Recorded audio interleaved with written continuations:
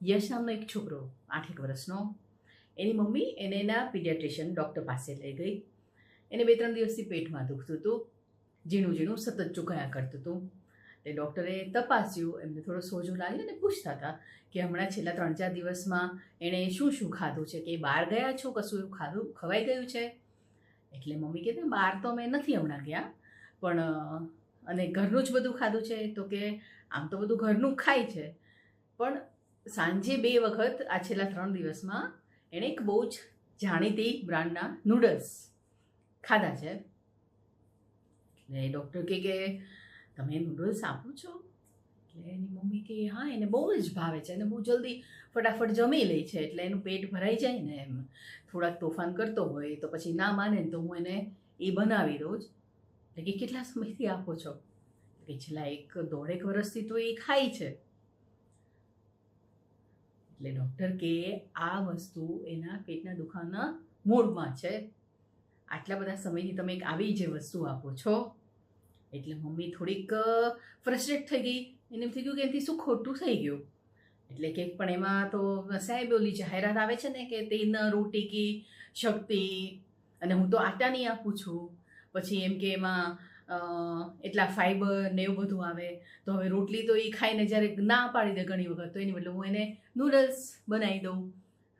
Doctor કે શક્તિ મતલબ calories બેન એક વસ્તુ છે, અને એમાંથી એને પોષણ મળવું એ આખું બીજી વસ્તુ છે.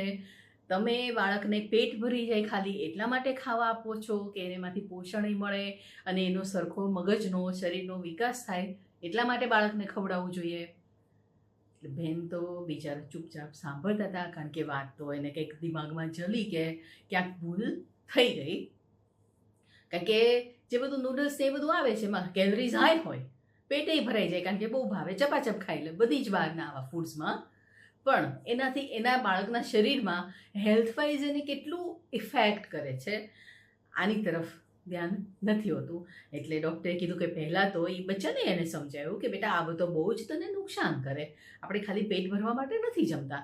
તમારો અત્યારે ગ્રોથ ચાલુ હોય, તમે મોટા થઈ રહ્યા હો, મગજ વિકસી રહ્યું હોય, આ બધાને જે પોષણ જોઈએ ને એ બેટા મમ્મા ઘરે બનાવે ને એમાંથી એ ખાવું જોઈએ. અને એક બીજી બહુ જ અગત્યની વાત કરી સાથે જ કે એમના પણ સિનિયર કે હું જેની પાસે ભણેલો ને એ અમારા મોટા જે ડૉક્ટર છે ને એ કે એ બધાને શું કહે છે ખબર છે? મમ્મીઓને જ કહે છે કે બાળકને તો હજી શું ખબર પડે, શું ખવાય ના ખવાય, સમજવું તો મમ્મીએ જ પડશે. દરેક મમ્મીને એ કે એક જ સલાહ આપે છે, અને એ જ સલાહ એ કે બેન હું તમને આજે આપું છું કે ટીવીમાં જેટલી જાહેરાતો આવતી હોય કે મોબાઈલમાં પણ હવે તો કે બાળકના બધી જાતના ફેન્સી બહુ ટેસ્ટ વાઇઝ સરસ મજાના ફૂડની એનું તમે લિસ્ટ બનાવો.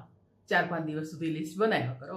આખું લિસ્ટ બનાવાઈ જાય પછી બાળકને દેખાડો. તમે તો જુઓ, તમારા હસબન્ડને દેખાડો ને સમજો કે આ બધી જેની વધુ જાહેરાતો આવે છે એ આ વસ્તુઓ છે, અને પછી એ વસ્તુઓ બાળકને ખવડાવવાનું બંધ કરી દો. તમારે આવી વસ્તુ લઈને મારી પાસે આવવું નહીં પડે. એટલે બેન થોડા હલી ગયા કે વાત તો સાચી છે, એટલે કે તો પછી શું વધારે સારું?